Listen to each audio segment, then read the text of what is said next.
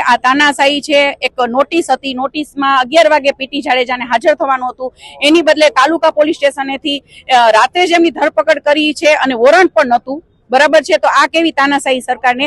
તો સરકારને અપીલ કરવા માંગુ છું કે આપ લોકો કાયદાકીય બધાય માટે સરખા નિયમો રાખો અને સત્તા લ્યો છો તો સત્તાનો પાવર આટલો બધો ન રાખો કે લોકોને હેરાન કરવાના, લોકોને ટાર્ગેટ કરવાના। તમે લોકો નેતા બનો છો તો નેતા બનો, સારા કામ કરો, બરાબર છે। બાકી અંદરો અંદર તમે એકબીજાને નીચા દેખાડો છો, બાજો છો। ખાસ કરીને જયરાજ, તો ગોંડલમાં આટલું બધું તાત્કાલિક પગલા કેમ નથી લેવાતા?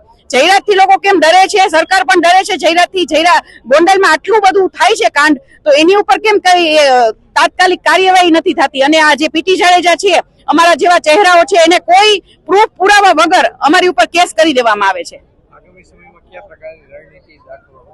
આગામી સમયમાં જો ન્યાય નહીં મળે તો આગામી સમયમાં ક્ષત્રિય સમાજ ફરી પાછો રોડ રસ્તા ઉપર ઉતરશે અને બીજેપી સરકારને બહુ ભારે પડી જશે।